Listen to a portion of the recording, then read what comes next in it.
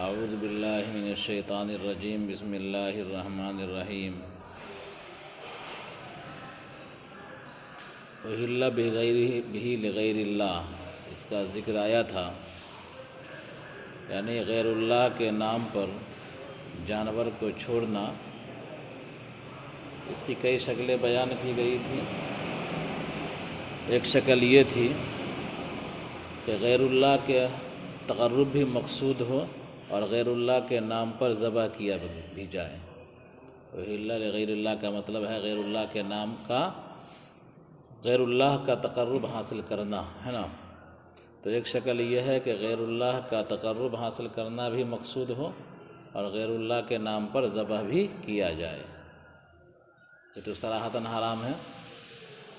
دوسری شکل یہ ہے کہ غیر اللہ کا تقرب مقصود ہو لیکن ذبح اللہ کے نام کو لے کر ہی کیا جائے، جیسے کہ مزار وغیرہ پر مرغا ترغا چڑھاتے ہیں تو ذبح اللہ کے نام پر ہی کرتے ہیں، لیکن مقصود ان بزرگوں کا تقرب حاصل کرنا ہوتا ہے۔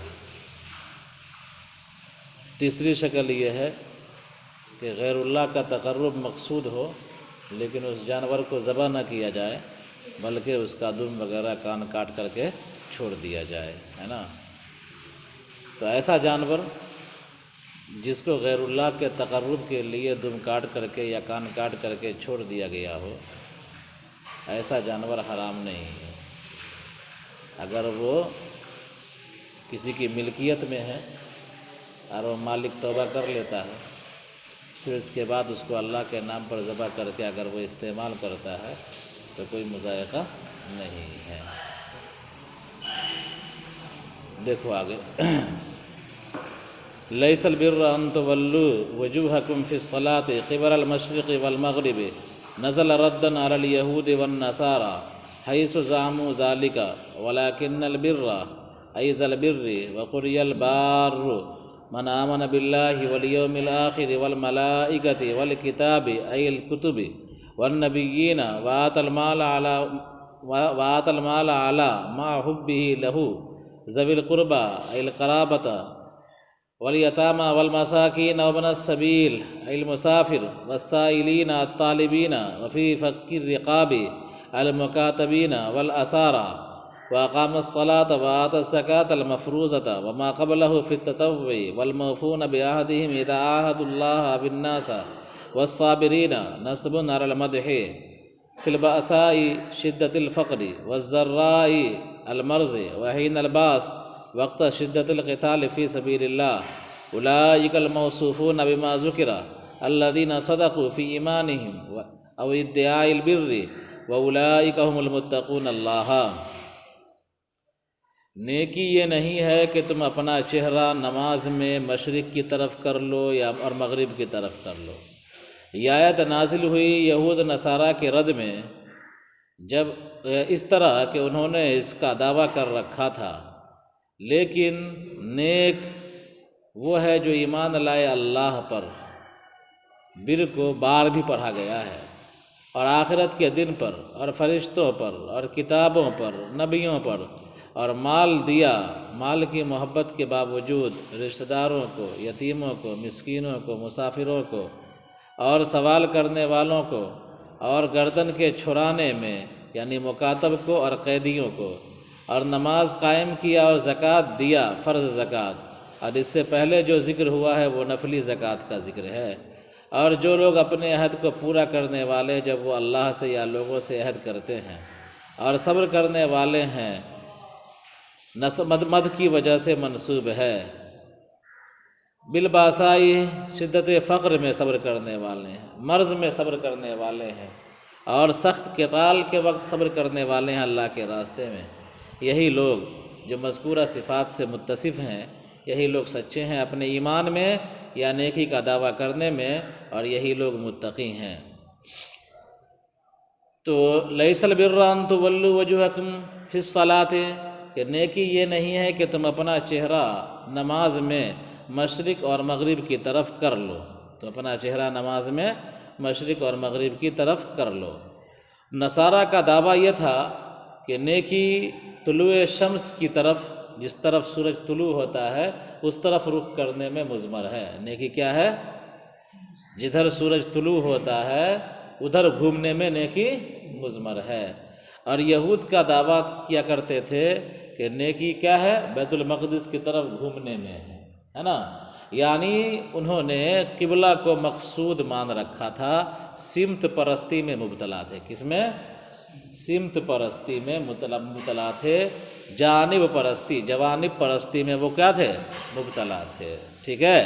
تو یہود بیت المقدس کی طرف گھومنے کو سب کچھ سمجھتے تھے، اور نصارہ مشرق کی طرف جدھر سے سورج طلوع ہوتا ہے ادھر گھومنے کو سب کچھ سمجھتے تھے، ہے نا۔ اللہ تبارک و تعالیٰ نے ان دونوں طبقوں کا رد کرتے ہوئے فرمایا کہ مشرق اور مغرب یہ سمت پرستی کچھ نہیں، اصل کیا ہے؟ اللہ تبارک و تعالیٰ کے امر کی اطاعت، اللہ تبارک و تعالیٰ کے حکم کی اطاعت، سمجھا۔ اللہ تبارک و تعالیٰ جسم سے، جسمانیت سے، مکان سے منزہ ہے اور پاک ہے۔ ایسا نہیں کہ اللہ مشرق کی سمت میں ہے یا اللہ تبارک و تعالیٰ بیت المقدس کی سمت میں ہے، بلکہ اللہ تبارک و تعالیٰ ہر جگہ ہے، کیا ہے؟ اور ہر سمت میں ہے۔ اللہ تعالیٰ تمام سمتوں سے بے نیاز ہے، تمام سمت سے پاک ہے، زمان اور مکان سے پاک ہے، سمجھا۔ لہذا سمت پرستی کوئی چیز نہیں ہے، اصل کیا ہے؟ امر پرستی، یعنی اللہ تبارک و تعالیٰ کے حکم کی تعمیل یہ اصل ہے نا۔ تو یہود و نصارہ جو سمت پرستی میں مبتلا تھے ان پر چوٹ کرتے ہوئے، ان پر رد کرتے ہوئے، اور اپنے قبلہ ہی کو سب کچھ مان رکھا تھا، تو ان پر رد کرتے ہوئے اللہ تبارک و تعالیٰ نے فرمایا کہ نیکی کے کام فلاں فلاں ہیں، ہے نا، اور فلاں فلاں صفات کا متصف آدمی نیک کہلائے گا۔ صرف قبلہ کو لے کر کے لڑائی کرنا، سمت پرستی میں مبتلا ہو کر کے لڑائی کرنا اور اپنے کو نیک قرار دینا یہ عقل مندی کی بات نہیں ہے، یہ حماقت ہے۔ کیا ہے؟ یہ حماقت ہے۔ اصل اللہ تبارک و تعالیٰ کے اوامر کو پورا کرنا ہے اور مناہی سے بچنا ہے۔ تو فرمایا نیکی یہ نہیں ہے کہ تم اپنا چہرہ مشرق کی طرف اور مغرب کی طرف کر لو۔ تو کہاں اپنا چہرہ مشرق کی طرف کرو؟ نماز کی حالت میں، ہے نا، اس لیے کہ اس کے بغیر مشرق و مغرب، نماز کے بغیر مشرق و مغرب کوئی معنی نہیں ہے، اس کا کوئی مطلب نہیں ہے۔ تو نیکی یہ نہیں ہے کہ تم اپنا چہرہ نماز میں مشرق و مغرب کی طرف کر لو۔ یہ آیت نازل ہوئی یہود اور نصارہ پر رد کرتے ہوئے، اس طرح کہ انہوں نے اس کا گمان کر رکھا تھا، دعویٰ کر رکھا تھا کیا؟ کہ مشرق ہی سب کچھ ہے نا۔ نصارہ کہا کرتے تھے اور یہود کہا کرتے تھے بیت المقدس کی سمت ہی سب کچھ ہے، نیکی ادھر ہی ہے، کیا ہے؟ نیکی ادھر ہی ہے۔ وَلَٰكِنَّ الْبِرَّ مَنْ آمَنَ بِاللَّهِ وَالْيَوْمِ الْآخِرِ، لیکن نیک وہ ہے جو ایمان لائے اللہ پر اور آخرت کے دن پر۔ البر، لیکنہ کے بعد البر ہے نا، البر مصدر ہے نا، لیکن اس کی تشریح کیا تو البر کی تشریح کیا ذل بر، نیکی والا، نیکی والا۔ اور ایک قرأت بتلایا کہ بر جو ہے بارن بھی پڑھا گیا ہے، کیا ہے؟ بارن، نیکی کرنے والا۔ تو ذل بر کے معنی بھی نیکی کرنے والا اور بارن کے معنی بھی نیکی کرنے والا۔ یہ نکال کر کے کیا کہنا چاہ رہا ہے صاحب کتاب؟ یہ عبارت نکال کر کے کیا کہنا چاہ رہا ہے؟ بر کا معنی کیا کیا؟ ذل بر، یا کہا کہ بر کی ایک قرأت ہے بارن، تو یہ کہنا یہ چاہ رہا ہے کہ مصدر کا حمل ذات پر درست نہیں ہے، مصدر کا حمل ذات پر درست نہیں ہے، سمجھا۔ حمل کے لیے ضروری ہے کہ جس چیز کو آپ محمول کر رہے ہیں اس کے اندر ذات بھی ہو اور وصف بھی ہو۔ کیا ہو؟ اس کے اندر ذات بھی ہو اور وصف بھی ہو، یعنی وہ صیغہ صفت ہو، صیغہ صفت ہو، ٹھیک ہے۔ تو بر کا حمل ذات پر ہو رہا تھا، جو کہ مصدر کا حمل ذات پر ہونے کے قبیل سے تھا، اور یہ درست نہیں تھا، اس لیے مصنف نے بر کی عبارت نکالی ذل بر، یا کہا کہ پڑھا گیا ہے بارن، ہے نا۔ جب ذل بر ہو گیا تو مضاف مضاف الیہ ہو گیا، نیکی والا ہو گیا، تو اس کے اندر ذات بھی پایا گیا اور وصف بھی پایا گیا، لہذا اب اس کا حمل درست ہو جائے گا۔ کیا ہو جائے گا؟ درست ہو جائے گا۔ وَقُرِئَ الْبَارُّ، اور ایک قرأت کیا ہے؟ بار کی بھی ہے، یعنی بر کے بجائے لَٰكِنَّ الْبَارَّ مَنْ آمَنَ بِاللَّهِ، ہے نا، لَٰكِنَّ الْبِرَّ بَارَّ مَنْ آمَنَ بِاللَّهِ وَالْيَوْمِ الْآخِرِ، ٹھیک ہے۔ تو مبتدا خبر جو ہوتا ہے یا حروف مشبہ بالفعل کا اسم و خبر جو ہوتا ہے، سمجھا؟ یا ما اور لا مشابہ لیسا کا جو اسم و خبر ہوتا ہے تو ان کے درمیان آپس میں ایک دوسرے کا حمل ہوتا ہے. کیا ہوتا ہے؟ ایک دوسرے کا حمل ہوتا ہے. خبر کو مبتدا پر محمول کیا جاتا ہے، مبتدا کو خبر پر محمول کیا جاتا ہے. اسی طرح کیا ہے، اسم کو خبر پر، خبر کو اسم پر محمول کیا جاتا ہے. ٹھیک ہے؟ تو یہاں پر کیا تھا؟ بر مصدر تھا اور یہ بن رہا تھا لاکنہ کا اسم. تو من آمنہ کا حمل اس پر درست نہیں ہو رہا تھا. من آمنہ جو خبر بن رہا ہے اس کا حمل اس پر درست نہیں ہو رہا تھا. ٹھیک ہے؟ تو اسی لیے کیا کر دیا گیا؟ نکالا گیا ذل بر، اور کہا گیا کہ یہ بارون کے معنی میں، بارون بھی ایک قرت ہے، تاکہ یہ اعتراض لازم نہ آئے کہ مصدر کا حمل ذات پر ہو رہا ہے. آگے دیکھیے، لیکن نیک وہ ہے جو ایمان لائے اللہ پر اور آخرت کے دن پر اور فرشتوں پر، والکتاب اور کتاب پر. الکتاب مفرد ہے اور عبارت نکالا الکتب. کیا کہا انہوں نے؟ الکتب. اس بات کو بتلانے کے لیے کہ الکتاب کا جو الف لام ہے وہ جنس کا، کس کا ہے؟ جنس کا ہے، یعنی وہ تمام کتابیں جو اللہ تعالیٰ نے آسمان سے اتاری ہیں، ساری کتابیں مراد ہے. لیکن نیک وہ ہے جو ایمان لائے اللہ پر اور آخرت کے دن پر اور فرشتوں پر اور کتابوں پر اور نبیوں پر. وآتى المال علی حبہ، اور مال دیا اس کی محبت کے باوجود. تو ہو کا مرجع بتلا دیا، لہو. سمجھا؟ ہو سے مراد لہو ہے. تو ہو کا مرجع کیا ہے؟ تو اس کا مرجع اللہ بھی ہو سکتا ہے اور اس کا مرجع مال بھی ہو سکتا ہے.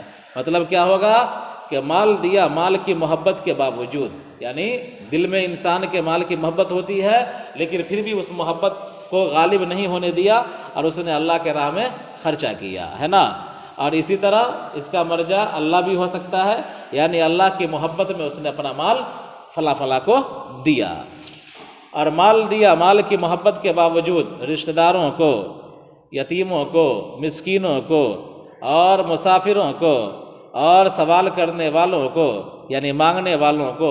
وفی فک الرقاب، اور گردن کے چھڑانے میں. تو گردن کے چھڑانے سے مراد وہ لوگ جو مکاتب ہیں. آقا نے ان کو کہہ دیا ہے غلام سے کہ تم اتنا پیسہ لاؤ تم آزاد کر دیے جاؤ گے، اور غلام کے پاس اتنا پیسہ ہے نہیں، تو لہذا آپ غلام کو اللہ کے راستے میں دے سکتے ہیں، اپنا مال دے سکتے ہیں غلام کو، تاکہ وہ بیچارہ اپنی گردن کو چھڑا لے. اسی طرح قیدی ہے، جرمانہ بھرنا ہے، تو آپ اس کو بھی اپنی رقم دے سکتے ہیں تاکہ وہ قیدی جرمانہ وغیرہ بھر کر کے کیا ہو جائے؟ چھٹکارا حاصل کر لے، آزاد ہو جائے. تو مکاتب کو اور قیدیوں کے چھڑانے میں. وَأَقَامَ الصَّلَاةَ، اور نماز قائم کیا. وَآتَى الزَّكَاةَ، اور زکوٰۃ دیا. زکوٰۃ سے مراد یہاں پر فرض زکوٰۃ. کیا ہے؟ فرض زکوٰۃ. اب سوال یہ پیدا ہوا ہے کہ ما قبل میں تو آیا ہی ہے وَآتَى الْمَالَ، وَآتَى الْمَالَ ما قبل میں تو آیا ہی ہے، وَآتَى الزَّكَاةَ دوبارہ آ گیا تو یہ تو تکرار ہوا. کیا ہوا؟ یہ تکرار ہوا، اور یہ درست نہیں ہے. ایک ہی حکم کو دوبارہ بیان کیا. تو اسی کا جواب دیا ہے کیا کہ ما قبلہ فی التطوع. کیا ہے؟ ما قبل میں جو وآتى المال علی حبہ ہے، اس سے مراد نفلی صدقات ہے. کیا ہے؟ اس سے مراد نفلی صدقات ہے. اور آتى الزکوٰۃ سے مراد فرض زکوٰۃ ہے. آتى الزکوٰۃ سے مراد فرض زکوٰۃ ہے. لہذا دونوں کا محمول اور دونوں کا مقصود کیا ہے؟ الگ الگ ہے. فلا تکرارا، تکرار نہیں ہے، ہے نا. آگے دیکھیے، والموفون بعہدہم اذا عاہدوا، اور جو لوگ اپنے عہد کو پورا کرنے والے ہیں جب وہ عہد کرتے ہیں. کس سے عہد کرتے ہیں؟ اللہ سے عہد کرتے ہیں یا لوگوں سے عہد کرتے ہیں، ہے نا. تو لوگوں سے قول و قرار کرتے ہیں، وعدہ وعید کرتے ہیں، اس کو پورا کرتے ہیں. اللہ سے قول و قرار کرتے ہیں، نذر مانتے ہیں، منت مانتے ہیں، ہے نا. تو کیا کرتے ہیں؟ وہ پورا کرنے والے ہیں. آگے دیکھیے، والصابرین، اور صبر کرنے والے ہیں. نصب علی المدح، یہ منصوب ہے مدح کی وجہ سے. الصابرین منصوب ہے مدح کی وجہ سے. یہ ایک سوال ہے کا جواب ہے کہ الصابرین کا عطف ہو رہا ہے الموفون، الموفون پر. کس پر؟ الصابرین کا عطف کہاں ہو رہا ہے؟ الموفون پر. اور الموفون کا ہے مرفوع ہے، تو الصابرین بھی کیا ہونا چاہیے؟ مرفوع ہونا چاہیے. الصابرون فی الباسا ہونا چاہیے، لیکن عبارت ہے الصابرین. کیا ہے عبارت؟ الصابرین. تو اسی کے جواب میں لکھا ہے نصب علی المدح، کہ الصابرین جو ہے نصب کی حالت میں ہے، منصوب ہے مدح کی وجہ سے۔ کس کی وجہ سے؟ مدح کی وجہ سے۔ سمجھا کیا مطلب ہوا؟ یعنی امدہ فعل محذوف ہے۔ کیا ہے؟ امدہ فعل محذوف ہے، اور الصابرین مقام مدح میں ہے۔ کس میں ہے؟ الصابرین مقام مدح میں ہے۔ مقام مدح میں اتنا چلتا ہے۔ کیا چلتا ہے؟ تعریف کا جب موقع آتا ہے تو اس میں عبارت بڑھایا جاتا ہے۔ کیا کیا جاتا ہے؟ جملے کو بڑھایا جاتا ہے۔ پڑھ چکے ہو بلاغت میں پڑھ چکے ہو تو تعریف کا موقع اگر ہے تو عبارت میں اتناب کیا جاتا ہے۔ کیا کیا جاتا ہے؟ عبارت کو لمبا کیا جاتا ہے۔ ٹھیک ہے، یہاں پر جو مقصود ہے مدح، اس کی تکمیل اسی طرح ہوگی کہ اس کے اعراب کو چینج کیا جائے تاکہ پڑھنے والا یہاں پر رکے۔ سمجھا کہ الصابرین منصوب کیوں ہے، اس پر غور کرے گا تو یہ مقام مدح میں جو ہے اس کی تکمیل ہو جائے گی اعراب کے اختلاف کی وجہ سے۔ اعراب کے اختلاف کی وجہ سے کیا ہے؟ مقصود کیا ہے؟ مدح۔ مقصود کیا ہے؟ مدح۔ تو عبارت کے اختلاف کی وجہ سے مقصود یعنی مدح کی تکمیل ہو جائے۔ کیا ہو جائے گی؟ تکمیل ہو جائے گی۔ اس لیے اعراب کو چینج کر دیا جاتا ہے۔ مقام مدح میں اتناب مقصود ہوتا ہے۔ کیا ہوتا ہے؟ اتناب مقصود ہوتا ہے۔ تو عبارت کیا نکلے گی؟ امدہ الصابرین۔ کیا نکلے گی عبارت؟ امدہ الصابرین۔ تو والصابرین، اور کیا ہے؟ میں تعریف کرتا ہوں صبر کرنے والوں کی، منصوب ہے مدح کی وجہ سے، منصوب ہے مدح کی وجہ سے۔ یا آپ دوسرے لفظوں میں اس کو کہہ سکتے ہیں یہ صفت مقطوع عن الموصوف ہے۔ کیا ہے؟ صفت، ایسی صفت جس کو اس کے موصوف سے کاٹ دیا جائے، ایسی صفت جس کو اس کے موصوف سے کاٹ دیا جائے۔ حمالۃ الحطب جس طرح ہے نا، وامرأتہ حمالۃ الحطب وامرأتہ حمالۃ الحطب، تو حمالۃ الحطب میں جس طرح منصوب ہے حالانکہ وہ صفت ہے، مقطوع عن الموصوف ہے، موصوف سے کاٹ دیا گیا ہے، اسی طرح یہاں بھی مان لیجئے۔ سمجھا کہ یہ صفت ہے۔ الصابرین، اور یہ صبر کرنے والے ہیں، مقام مدح میں ہے یہ، اور اسی وجہ سے یہ منصوب ہے، امدہ و فعل محذوف ہے۔ فی الباساء، شدت فقر میں، والضراء، مرض کی حالت میں، وحین الباس، اور سخت لڑائی کے وقت میں۔ اولئک الموصوفون بما ذکر، یہی وہ لوگ ہیں جو مذکورہ صفات سے متصف ہیں، یہ سچے ہیں اپنے ایمان میں اور نیکی کا دعویٰ کرنے میں، اور یہی لوگ اللہ سے ڈرنے والے ہیں۔ یہی لوگ کیا ہے؟ اللہ سے ڈرنے والے ہیں۔ بات ختم ہوئی۔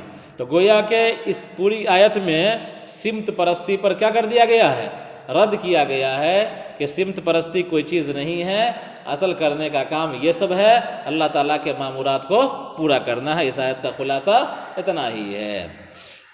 یا ایھا الذین آمنوا کتب علیکم القصاص فی المماثلۃ فی القتل وصفا وفعلا، الحر یقتل بالحر ولا یقتل بالعبد والعبد بالعبد والانثى بالانثى، وبینت السنۃ ان الذکر یقتل بها وانہ تعتبر المماثلۃ فی الدین فلا یقتل مسلم ولو عبدا بکافر ولو حرا، فمن عفی له من القاتلین من دم اخیہ المقتول شیء بأن ترك القصاص منه وتنكير شيء يفيد سقوط القصاص بالعفو عن بعضه ومن بعض الورثة، وفي ذكر أخيه تعطف داع إلى العفو وإيذان بأن القتل لا يقطع أخوة الإيمان۔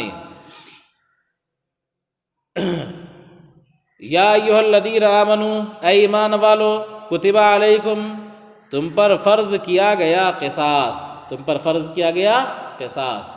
قصاص کے معنی کیا آتے ہیں؟ المماثلہ، برابری۔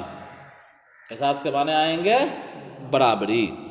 اے ایمان والو، تم پر قصاص فرض کیا گیا، برابری فرض کی گئی۔ کس چیز میں بھائی؟ فی القتل، قتل کے سلسلے میں، مقتول کے سلسلے میں۔ کس کے سلسلے میں؟ مقتول کے سلسلے میں۔ کیا مطلب؟ کہ اگر تمہارے یہاں کسی کا کوئی مرڈر کر دے تو بدلے میں اس کا بھی مرڈر کیا جائے گا، یعنی قصاص لیا جائے گا، قصاص لیا جائے گا، برابری کی جائے گی۔ اصل میں اس آیت کو سمجھنے کے لیے اس کا پس منظر سمجھو کہ پس منظر جو ہے وہ یہ ہے کہ زمانہ جاہلیت میں دو قبیلوں کے درمیان جنگ تھی، دونوں قبیلوں نے ایک دوسرے کا خوب خون بہایا، ایک دوسرے کا خوب خون بہایا۔ اسلام کا زمانہ آ گیا، ان دونوں قبیلوں میں سے بہت سارے لوگوں نے اسلام قبول کیا۔ اس میں سے ایک قبیلہ طاقتور تھا، دوسرا قبیلہ کمزور تھا۔ ایک قبیلہ طاقتور تھا اور دوسرا قبیلہ کیا تھا؟ کمزور تھا۔ تو جو طاقتور قبیلہ تھا اس نے کمزور قبیلے سے معاملے کو رفع دفع کرنے کے لیے، جو جنگ چلی تھی تو اس جنگ کے معاملے کو رفع دفع کرنے کے لیے یہ طے کیا کہ ہمیں آپس میں قصاص لینا ہے۔ کیا کرنا ہے؟ قصاص لینا ہے۔ اور قصاص میں یہ طاقتور والے نے کہا کہ اگر ہمارا غلام مارا گیا ہوگا تو ہم تمہارے آزاد کو ماریں گے، ہمارا غلام اگر قتل کیا گیا ہوگا تو ہم تمہارے آزاد کو قتل کریں گے، ہماری عورتوں کو اگر تمہارے قبیلے نے قتل کیا ہوگا تو ہم تمہارے مردوں کو قتل کریں گے، ہے نا۔ تو طاقتور جو قبیلہ تھا اس نے کیا شرط لگایا کہ ہمارے غلام کے بدلے تمہارے آزاد قتل کیے جائیں گے اور ہماری عورتوں کے بدلے تمہارے مرد قتل کیے جائیں گے۔ بیچارہ کمزور قبیلہ تھا، ہے نا، اور یہ طاقتور تھا، طاقتور تو دھوس جماتا ہی ہے، تو اس نے دھوس جمانا چاہا۔ تو اللہ تبارک و تعالیٰ نے یہ آیت اتار کر کے بتلا دیا کہ یہ چلنے والا نہیں ہے۔ اسلام کا نظام عادلانہ ہے۔ کیا ہے؟ اسلام کا نظام عادلانہ ہے۔ جو قصوروار ہے سزا اسی کو ملے گی، جو قصوروار ہے سزا اسی کو ملے گی، غیر قصوروار کو سزا نہیں دی جا سکتی ہے۔ لہذا مقتول کے قاتل ہی مارے جائیں گے، قاتل کے علاوہ دوسرے افراد نہیں مارے جائیں گے۔ لہذا اگر غلام کو قتل کیا ہے غلام تو غلام مارا جائے گا، غلام کو قتل کیا ہے آزاد تو آزاد مارا جائے گا، عورت کو قتل کیا ہے مرد تو مرد مارا جائے گا، مرد کو قتل کیا ہے عورت نے تو عورت ماری جائے گی۔ یعنی جو قاتل ہے قصاص اسی سے لیا جائے گا، سمجھا؟ قاتل کے علاوہ سے قصاص نہیں لیا جائے گا، ٹھیک ہے؟ آیا سمجھ میں؟ قاتل کے علاوہ سے قصاص نہیں لیا جائے گا، قاتل ہی سے قصاص لیا جائے گا۔ تو ان لوگوں کا رد ہو گیا، ان دونوں قبیلوں کا جو قبیلہ اسلام لے آیا تھا اور ان کے درمیان باہمی جنگ جو ہوئی تھی، اس جنگ کے تصفیہ کی بات تھی اور قصاص کی بات تھی۔ جو دبنگ قبیلہ تھا شرط لگا رہا تھا کہ ہمارے غلام کے بدلے تمہارے آزاد مارے جائیں گے اور ہماری عورتوں کے بدلے تمہارے مرد قتل کیے جائیں گے، ٹھیک ہے؟ تو فرمایا اللہ تعالیٰ نے کہ اے ایمان والو، تم پر قصاص فرض کیا گیا، برابری فرض کی گئی قتل کے سلسلے میں، مقتول کے سلسلے میں، وصف کے اعتبار سے اور فعل کے اعتبار سے، وصف کے اعتبار سے اور فعل کے اعتبار سے۔ وصف کا مطلب کیا ہے؟ یعنی آزاد اور غلام میں کوئی فرق نہیں، آزاد اور غلام میں کوئی فرق نہیں۔ تم جو کہتے ہو کیا کہ ہمارے غلام کے بدلے تمہارے آزاد مارے جائیں گے، ایسا ہونے والا نہیں ہے۔ جو قاتل ہے وہی مارا جائے گا، چاہے وہ غلام ہو چاہے آزاد ہو، ٹھیک ہے؟ چنانچہ اگر آزاد اور مرد کا قاتل اگر غلام ہے تو غلام مارا جائے گا، اس کا آقا مارا نہیں جائے گا، اور اگر غلام کا قاتل آزاد ہے تو آزاد مارا جائے گا، کوئی دوسرا اس کے ساتھ مارا نہیں جائے گا۔ تو وصف کا مطلب کیا ہوا کہ کوئی تفاوت نہیں، کوئی فرق نہیں غلام اور آزاد میں، جو قاتل ہے وہ مارا جائے گا۔ وفعلاً، اور فعلاً کا مطلب کہ جس طریقے سے قتل کیا گیا تھا مقتول کو اسی طریقے سے قاتل کو مارا جائے گا۔ اگر مقتول کو جلا کر کے مارا گیا تو قاتل کو جلا کر کے مارا جائے گا، اگر مقتول کو ڈبا کر مارا گیا تو قاتل کو ڈبو کر مارا جائے گا، اگر مقتول کا گلا گھونٹ کر مارا گیا تو قاتل کو گلا گھونٹ کر مارا جائے گا۔ یہ کتاب کس کی لکھی ہوئی ہے؟ شوافع کی، ہے نا۔ دونوں امام کیا ہیں؟ دونوں شافعی ہیں نا۔ تو ان کے نزدیک اس میں یعنی عمل میں بھی برابری شرط ہے۔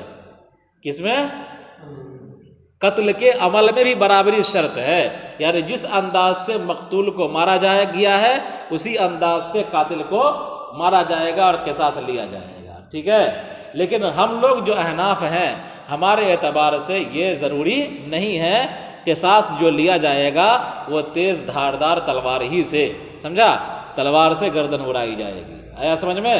قصاص جو لیا جائے گا وہ دھاردار تلوار ہی سے گردن اڑا کر کے قصاص لیا جائے گا، ٹھیک ہے؟ اس میں اس فعل میں، مارنے کے فعل میں برابری ہمارے یہاں ضروری نہیں ہے، البتہ شوافع کے یہاں برابری ضروری ہے۔ اسی لیے چونکہ کتاب شافعی کی ہے تو انہوں نے کیا لکھ دیا ہے؟ فعلاً، ہے نا.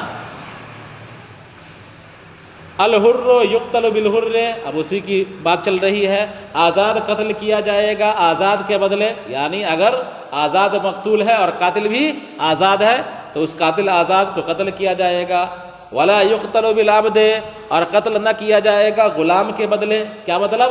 یعنی جیسا کہ وہ قبیلہ دعویٰ کر رہا تھا کہ ہمارے غلام کے بدلے تمہارے آزاد مارے جائیں گے، اللہ نے منع کر دیا لا یقتل بالعبد، کہ آزاد مارا نہیں جائے گا غلام کے بدلے، آزاد مارا نہیں جائے گا غلام کے بدلے. والعبد بالعبد، اور غلام مارا جائے گا غلام کے بدلے. والانثى بالانثى، اور عورت قتل کی جائے گی عورت کے بدلے. وبینت السنۃ ان الذکر یقتل بها، اور سنت نے بیان کیا ہے کہ مذکر قتل کیا جائے گا مؤنث کے بدلے. سنت نے بیان کیا ہے کہ مذکر قتل کیا جائے گا مؤنث کے بدلے، مذکر قتل کیا جائے گا مؤنث کے بدلے. کیا مطلب؟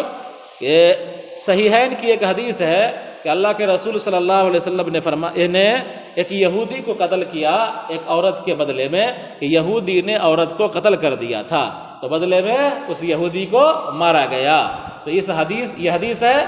تو لہذا اگر عورت قتل کی ہے کسی مرد کو تو بدلے میں کیا ہے؟ عورت ماری جائے گی.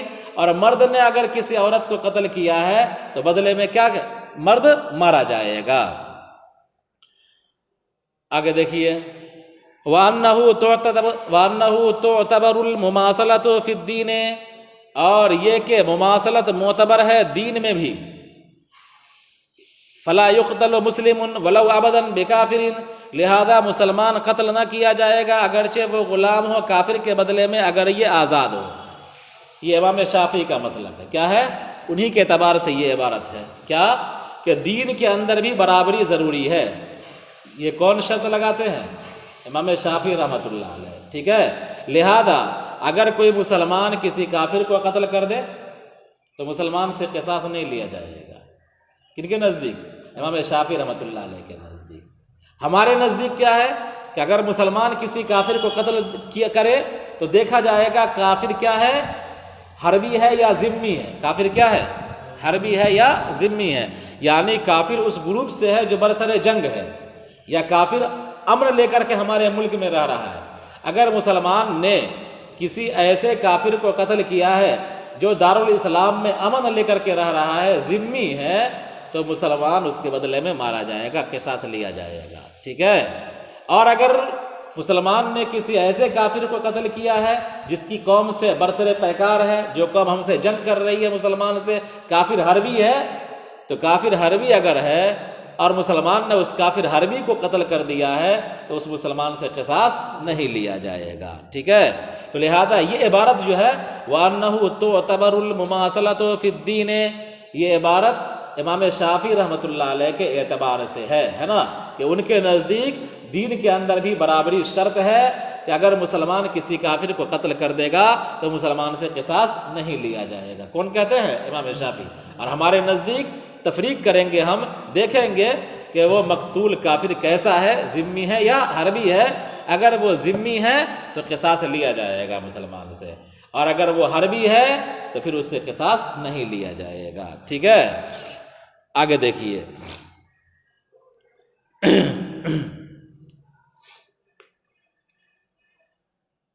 نبی کریم صلی اللہ علیہ وسلم کی ایک حدیث ہے کہ آپ صلی اللہ علیہ وسلم نے فرمایا لا یقتل مؤمن بکافر، لا یقتل مؤمن بکافر، کہ مومن قتل نہ کیا جائے کافر کے بدلے میں.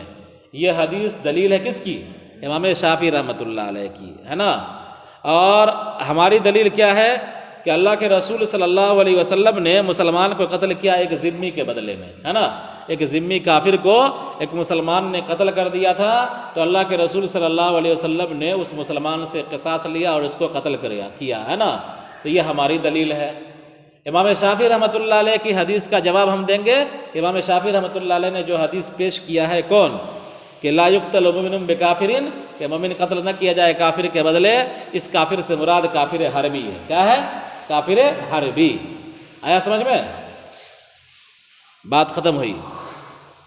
اور یہ کہ مماثلت معتبر ہے دین میں، لہذا قتل نہ کیا جائے گا مسلم اگرچہ غلام ہو کافر کے بدلے میں، اگرچہ وہ آزاد ہو۔ یعنی ان کا کہنا یہ ہے کہ کافر آزاد مارا جائے اور مارنے والا مسلمان غلام ہو تو بھی کیا ہے، قتل نہ کیا جائے گا مسلمان کو۔ تو مسلمان کسی بھی حالت میں کافر کے بدلے میں قتل نہ کیا جائے گا، یہ کہنا ہوا کس کا؟ امام شافعی کا، ہے نا؟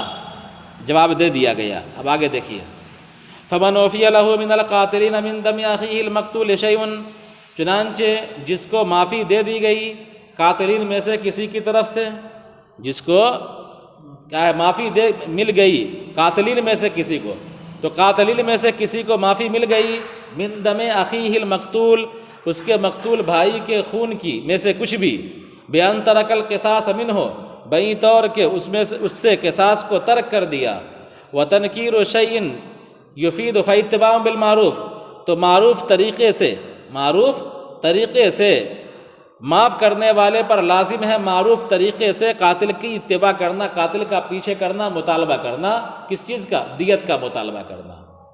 کیا ہوا کہ قاتلین میں سے کسی کو معافی مل گئی، کس کے طرف سے؟ مقتول کے ورثاء کی طرف سے۔ کس کی طرف سے؟ مقتول کے ورثاء کی طرف سے، مقتول کے ورثاء کی طرف سے۔ قاتل ایک ہے، مقتول کے ورثاء کئی ہیں، سمجھا؟ فرض کرو قاتل ایک، مقتول کے ورثاء دو، ہے نا؟ ان دونوں میں سے اگر ایک شخص بھی معاف کر دے گا تو اس سے قصاص نہیں لیا جائے گا، دیت دلائی جائے گی اگلے کو جس نے معاف نہیں کیا ہے نا؟ آیا سمجھ میں؟ قاتل ایک ہے، مقتول کے ورثاء دو ہیں یا کئی ہیں، 10 ہیں، 100 ہیں، اگر 100 میں سے ایک شخص بھی خون بہا معاف کر دے گا، بول دے گا کہ ہم قصاص نہیں لیں گے، تو یہ قصاص سے بچ جائے گا، سمجھا؟ اور جو افراد معاف نہیں کیے ہیں ان کو دیت دلائی جائے گی۔ آیا سمجھ میں؟ ایک صورت۔ دوسری صورت کہ کیا ہے؟ قاتل کئی ہیں اور مقتول بھی کئی ہیں، سمجھا؟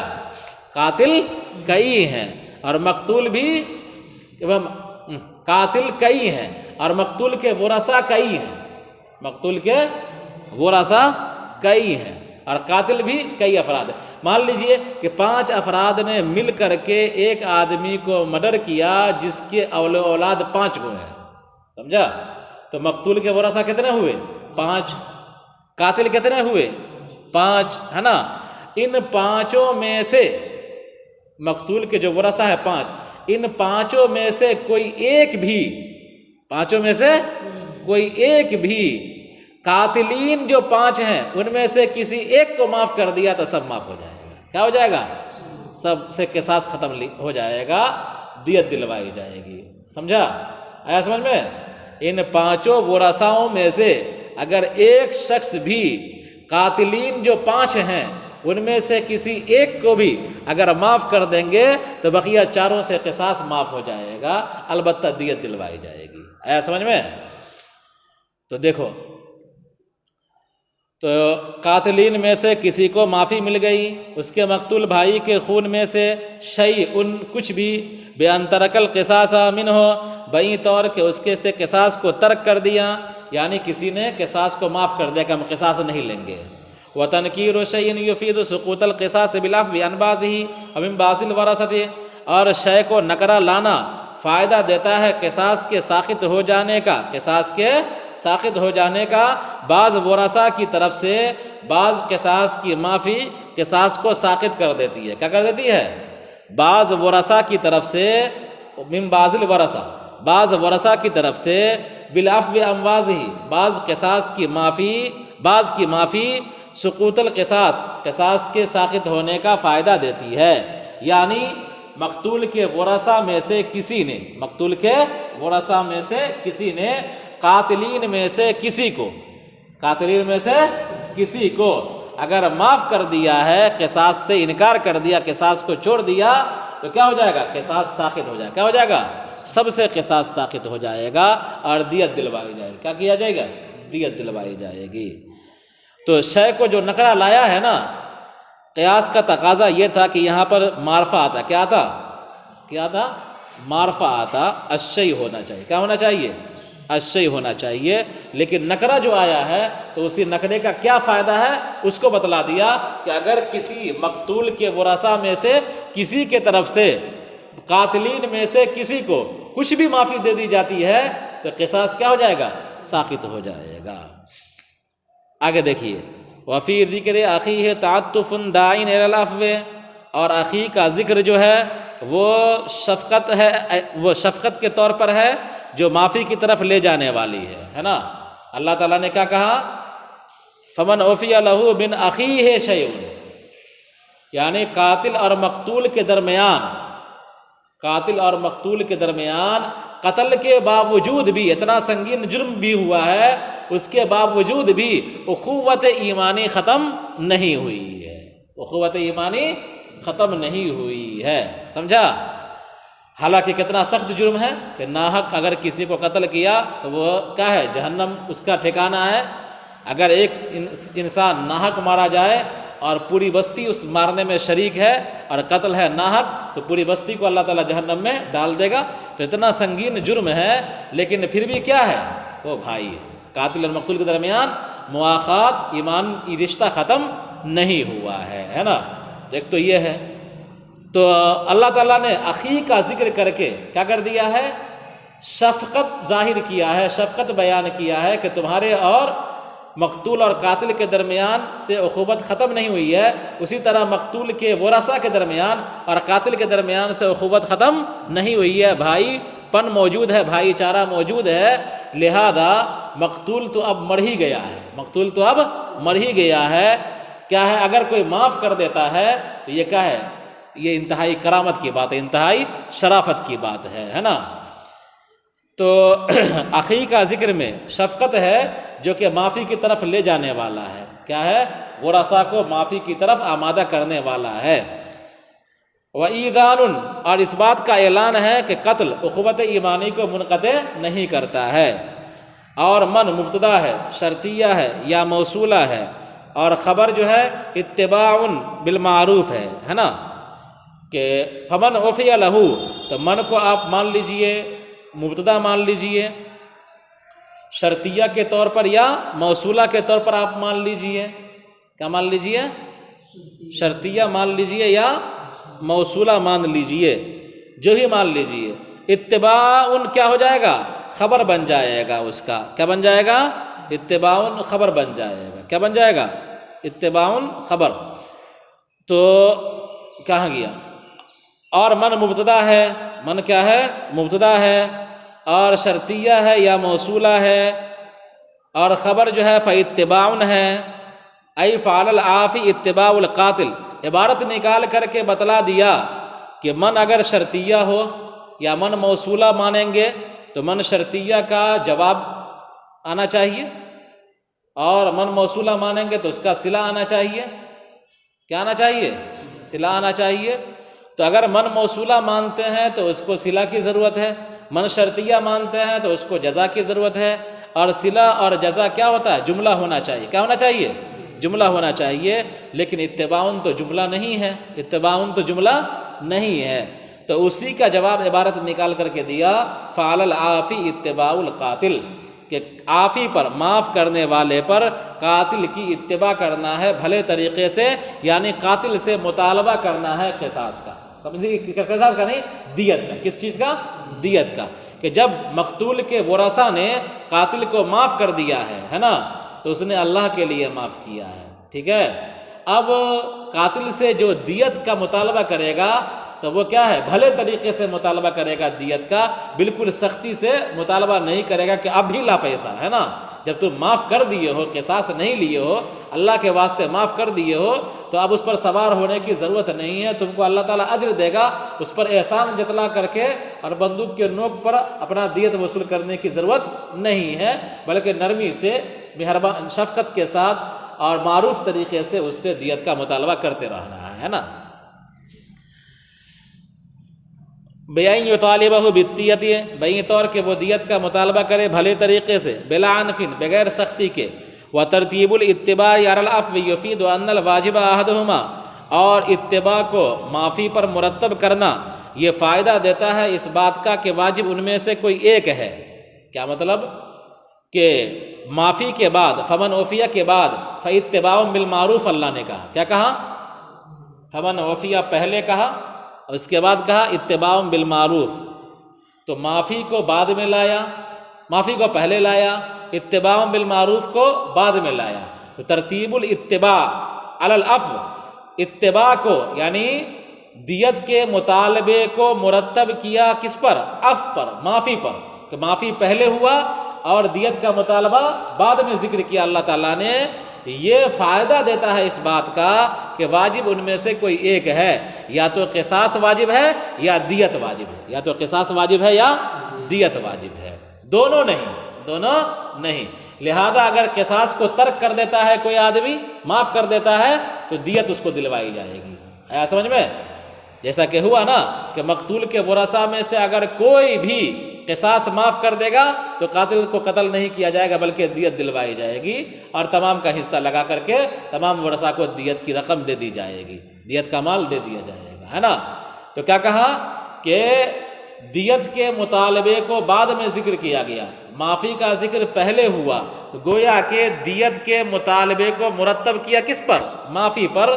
یہ فائدہ دیتا ہے اس بات کا کہ دونوں میں سے واجب کوئی ایک ہے، یا تو قصاص واجب ہے یا دیت واجب ہے۔ اگر قصاص ترک کر دے گا تو دیت خود بخود واجب ہو جائے گی، سمجھا؟ ہاں، تو یہی امام شافعی کا ایک قول ہے۔ والثانی واجب القصاص والدیۃ بدل۔ امام شافعی رحمۃ اللہ علیہ کا دوسرا قول یہ ہے کہ لازم تو قصاص ہے اور دیت اس کا بدل ہے۔ کیا ہے؟ دیت کیا ہے؟ بدل ہے نا؟ کیا مطلب ہوا کہ لازم اصلاً کیا ہوتا ہے؟ قاتل پر قصاص لازم ہوتا ہے اور دیت اس کا بدل ہے، یعنی اگر مقتول کے ورثاء نے قاتلین سے قصاص کو معاف کر دیا اور دیت کا ذکر اگر نہیں کیا تو دیت لازم نہیں ہوگی، دیت لازم نہیں ہوگی۔ کس نے کہا؟ امام شافعی رحمۃ اللہ علیہ نے۔ کیا کہا؟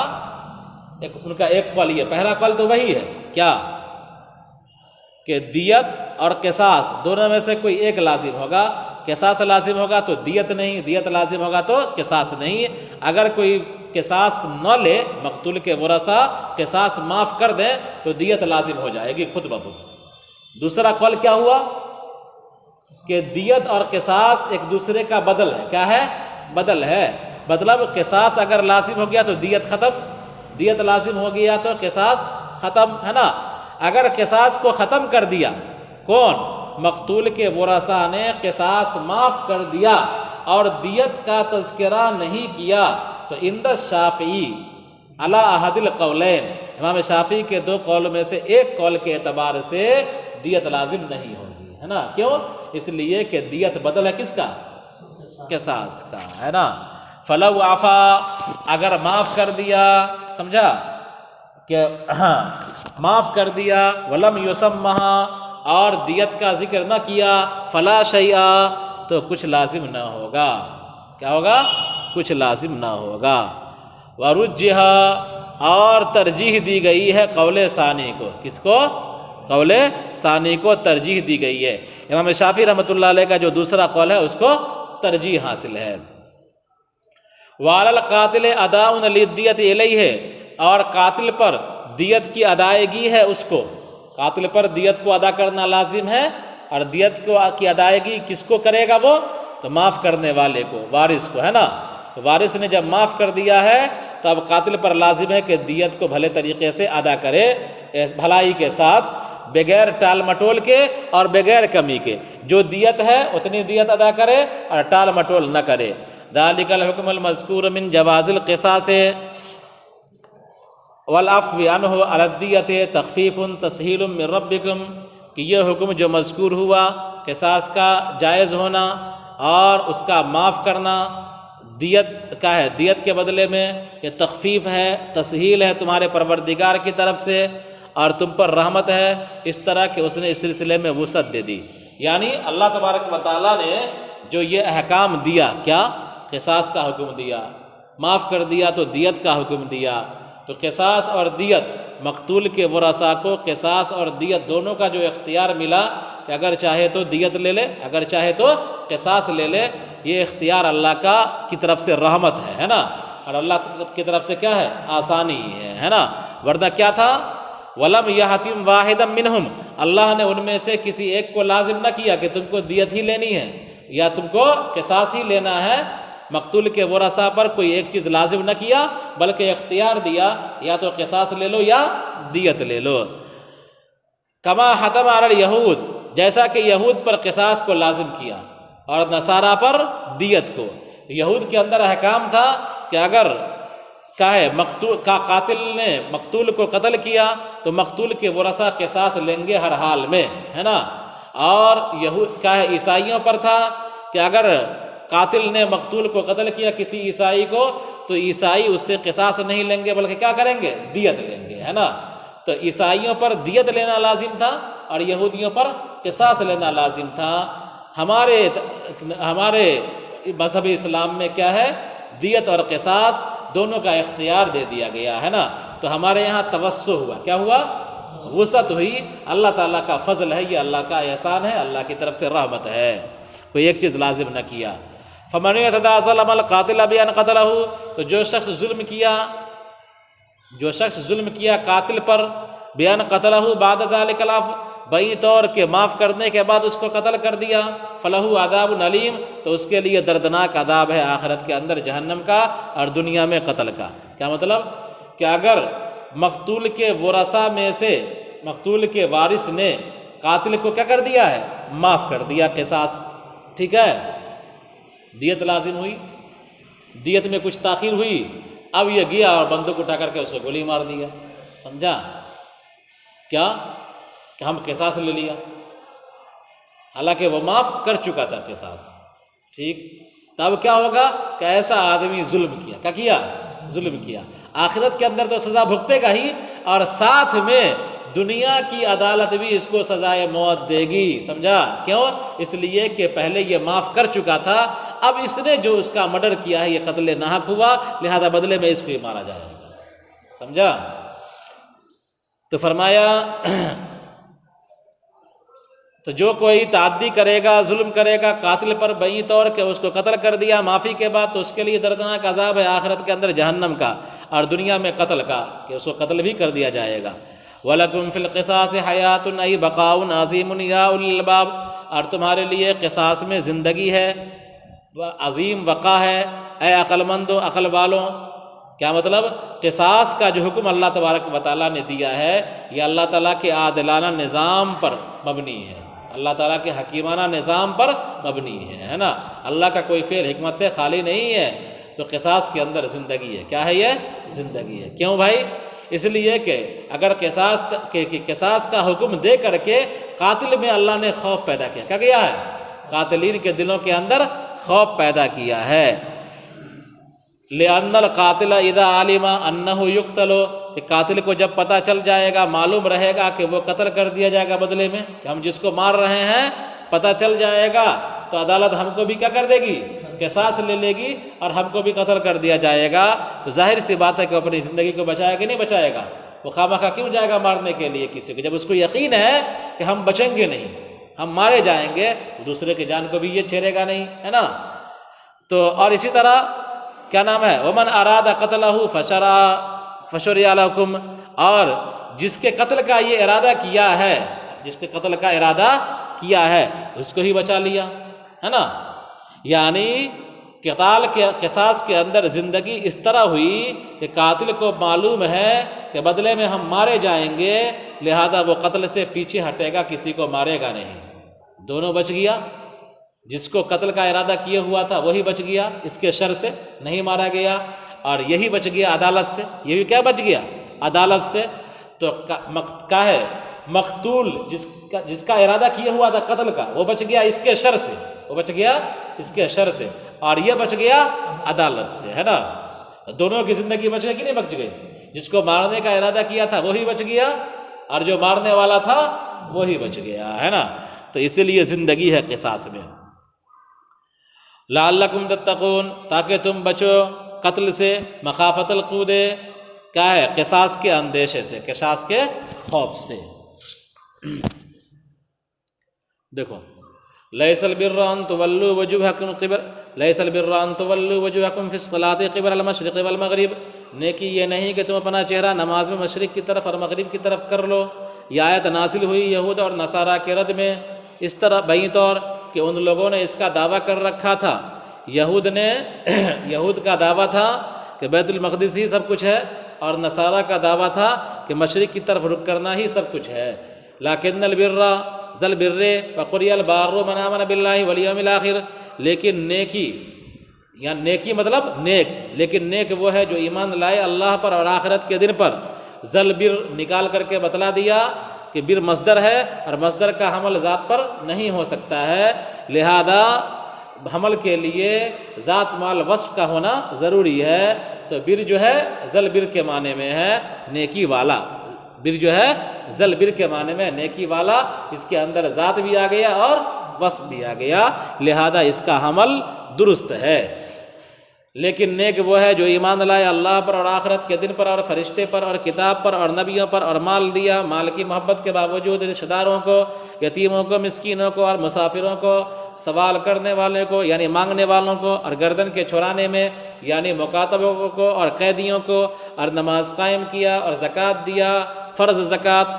ما قبل میں جو ذکر ہے آت المالا وہ نفلی زکوٰۃ کے سلسلے میں ہے، ما قبل میں جو ذکر ہے وہ نفلی زکوٰۃ کے سلسلے میں ہے، اسی طرح ترجمہ کرنا۔ اور جو اپنے عہد کو پورا کرنے والے ہیں جب وہ اللہ سے اور لوگوں سے عہد کرتے ہیں، اور الصابرین اور صبر کرنے والے ہیں۔ الصابرین منصوب ہے مدح کی وجہ سے، اس لیے کہ جب الفاظ مقام مدح میں ہو، جب جملہ مقام مدح میں ہو، کلام مقام مدح میں ہو تو اتناب ہوتا ہے۔ کیا ہوتا ہے؟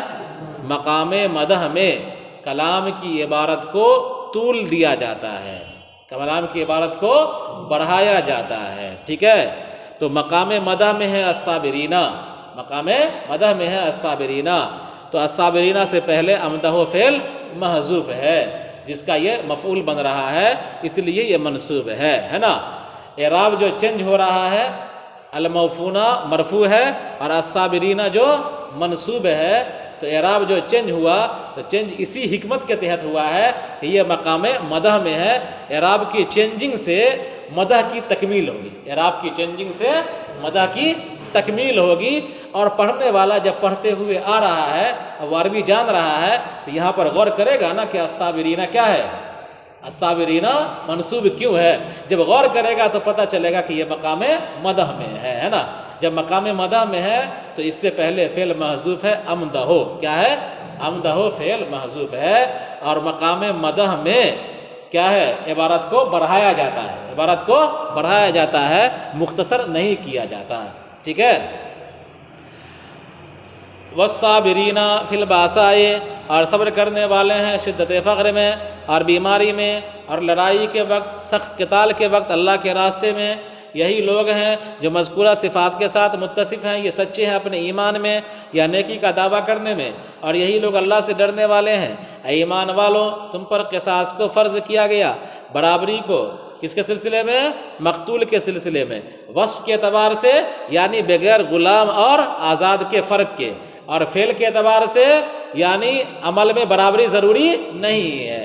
جس طرح مقتول کو مارا گیا ہے اسی طرح قاتل کو مارا جائے، مقتول کو جس طرح مارا گیا ہے اسی طرح قاتل کو مارا جائے، یہ امام شافعی کے نزدیک ہے۔ کس کے نزدیک؟ امام شافعی کے نزدیک۔ تو ان کے اعتبار سے فعل میں ہی برابری ضروری ہے، اور ہمارے اعتبار سے فعل میں برابری ضروری نہیں ہے۔ قصاص لیا جائے گا تو دھاردار آلات سے اس کے گردن اڑا دیے جائیں گے۔ چنانچہ آزاد قتل کیا جائے آزاد کے بدلے میں، اور نہ قتل کیا جائے غلام کے بدلے میں۔ امام شافعی کے نزدیک مفہوم مخالف کا اعتبار کیا جاتا ہے، امام شافعی کے نزدیک مفہوم مخالف کا اعتبار کیا جاتا ہے، تو ان کے نزدیک آزاد کے بدلے قتل کیا جائے گا، اس کا الٹا کیا ہوگا کہ آزاد غلام کے بدلے میں قتل نہ کیا جائے۔ اسی اعتبار سے انہوں نے بڑھا دیا ہے عبارت لا یقتل بالعبد، ہے نا، کہ غلام کے بدلے میں قتل نہ کیا جائے۔ حالانکہ ایسی بات نہیں ہے، ہمارے نزدیک کوئی تفریق نہیں ہے، سمجھا؟ ہمارے نزدیک کوئی تفریق نہیں ہے، قاتل جو ہے اس کو قتل کیا جائے گا، ٹھیک ہے۔ تو ہمارے اعتبار سے لا یقتل بالعبد کا مطلب کیا ہوگا؟ ہمارے اعتبار سے لا یقتل بالعبد کا مطلب کیا ہوگا؟ اس قبیلے کے پس منظر کو سامنے رکھ کر کے کہ اس قبیلے کا دعویٰ کیا تھا کہ ہمارے غلام کے بدلے تمہارے آزاد مارے جائیں گے، اللہ کا حکم ہے کہ نہیں، آزاد غلام کے بدلے میں نہیں مارا جائے گا، سمجھا؟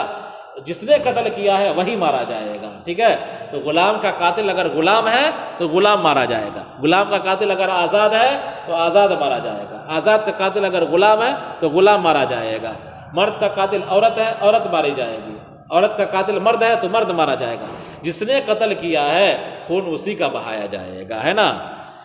تو ان کے نزدیک چونکہ مفہوم مخالف کا اعتبار ہوتا ہے تو اس اعتبار سے انہوں نے عبارت نکال دیا لا یقتل بالعبد کہ آزاد قتل نہ کیا جائے غلام کے بدلے میں، یہ امام شافعی کا مسلک ہوا، اور ہمارے نزدیک نہیں ہے ایسا کچھ، اور غلام کے بدلے قتل کیا جائے اور عورت کے بدلے قتل کیا جائے، اور سنت نے یہ بیان کیا ہے کہ مذکر قتل کیا جائے مؤنث کے بدلے، اور مواصلت معتبر ہے دین میں، لہذا مسلمان مارا نہ جائے اگرچہ وہ غلام ہو کافر کے بدلے میں، اگرچہ وہ آزاد ہو، یہ امام شافعی کے اعتبار سے ہے نا، ہمارے اعتبار سے نہیں۔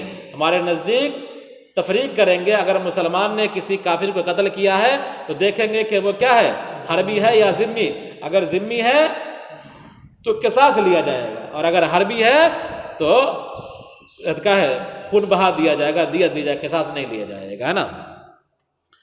تو جس شخص کو معافی مل گئی، قاتلین میں سے کسی کو معافی مل گئی، اس کے مقتول بھائی کے خون میں سے کچھ بھی بئی طور کے قصاص کو ترک کر دیا اس سے، اور شے کو نقلا لانا فائدہ دیتا ہے قصاص کے سقوط کا، بعض ورثاء کی طرف سے، بعض قصاص کی معافی کی وجہ، بعض قصاص کی معافی بعض ورثاء کی طرف سے، بعض قصاص کی معافی کے ذریعے سے قصاص کے سقوط کا فائدہ دیتا ہے۔ کیا مطلب؟ کہ بعض ورثاء اگر بعض قصاص کو معاف کر دیں تو قصاص کیا ہو جائے گا، ساخط ہو جائے گا، کہ قاتلین کئی ہوں اور مقتول کے ورثاء کئی ہوں، اگر ان کئی میں سے کوئی ایک بھی کسی کو معاف کر دیا تو سب سے قصاص کیا ہو جائے گا، ختم ہو جائے گا۔ وفی ذکر اخیہ تعطف داعٍ الی العفو، اور اخی کے ذکر میں شفقت ہے جو کہ معافی کی طرف لے جانے والی ہے، یعنی اللہ تعالیٰ نے شفقت کو بیان کیا کہ تمہارے درمیان ابھی بھائی پن ہے، لہذا معاف کرو از راہ شفقت، اور اطلاع کرنا ہے، اس بات کا اطلاع دینا ہے اس بات کی کہ قتل اخوت ایمانی کو منقطع نہیں کرتا، اور من مبتدا ہے، شرطیہ ہے یا موصولہ ہے، اور خبر ہے فاتباع، یعنی پوری عبارت ہے فعل العافی اتباع القاتل، کہ معاف کرنے والے پر قاتل کی اتباع کرنا ہے، قاتل کے کام سے مطالبہ کرنا ہے بھلے طریقے سے، بئی طور کہ وہ دیت کا مطالبہ کرے بغیر سختی کے، اور اتباع کو معافی پر مرتب کرنا فائدہ دیتا ہے اس بات کا کہ واجب ان میں سے کوئی ایک ہے، اور یہی قول ہے امام شافعی کا ایک قول، اور دوسرا قول واجب قصاص ہے، اور دیت بدل ہے قصاص کا، ہے نا، دیت قصاص کا بدل ہے، اگر کسی نے قصاص معاف کر دیا اور دیت کا ذکر نہ کیا تو کچھ بھی لازم نہیں ہے۔ امام شافعی کا یہ قول راجح ہے، امام شافعی کا قول کیا ہے، یہ راجح ہے، ٹھیک ہے۔ اور ہمارے نزدیک ایسی کوئی بات نہیں ہے، قصاص پہلے لازم ہوگا ہر حال میں، قصاص اگر معاف کر دے گا، کیا اختیار ہے اس کو، معاف کر دے گا تو دیت لازم ہو جائے گی، کیا ہو جائے گی، دیت لازم ہو جائے گی، الا یہ کہ وہ اپنا دیت بھی معاف کر دے کہ ہم نہیں لیں گے کچھ۔ وعلی القاتل اداء للدیۃ الیہ، اور قاتل پر دیت کی ادائیگی ضروری ہے، کس کو، معاف کرنے والے کو، اور وہ وارث ہے، بھلے طریقے سے، بغیر ٹال مٹول کے اور بغیر کمی کے۔ یہ حکم جو مذکور ہوا ہے قصاص کے جائز ہونے کا اور اس کے معافی کے جائز ہونے کا دیت پر، یہ تخفیف ہے، تسہیل ہے تمہارے پروردگار کی طرف سے، اور رحمت ہے تم پر، اس طرح کہ اس نے اس سلسلے میں وسعت دے دیا، یعنی اختیار دے دیا، یا تو قصاص لو یا دیت لو۔ ولم یحتم واحدا منہم، ان میں سے کسی ایک کو لازم نہ کیا، کما حتم علی الیہود القصاص، جیسا کہ یہود پر لازم کیا تھا قصاص کو اور نصارہ پر لازم کیا تھا دیت کو۔ فمن اعتدى ظلم القاتل بان قتلہ، تو جو شخص ظلم کیا قاتل پر بئی طور کہ اس کو قتل کر دیا اس معافی کے بعد، تو اس کے لیے دردناک عذاب ہے آخرت کے اندر، جہنم کا عذاب، اور دنیا میں قتل کا عذاب، اور تمہارے لیے قصاص میں زندگی ہے، یعنی بقائے عظیم ہے، بڑی بقا ہے، اے عقل مندو، اس لیے کہ قاتل کو جب پتہ ہے کہ وہ قتل کر دیا جائے گا، قاتل کو جب معلوم ہوگا کہ وہ قتل کر دیا جائے گا تو وہ پیچھے ہٹے گا، تو اس نے اپنے آپ کو بچا لیا، زندہ رکھا، اور اس شخص کو بھی بچا لیا، اس شخص کو بھی زندہ کیا، چاہے اس شخص کو بھی بچا لیا جس کے قتل کا وہ ارادہ کر چکا تھا۔ تو اسی وجہ سے تمہارے لیے مشروع کیا گیا تاکہ تم قتل سے بچو، قصاص کے اندیشے سے۔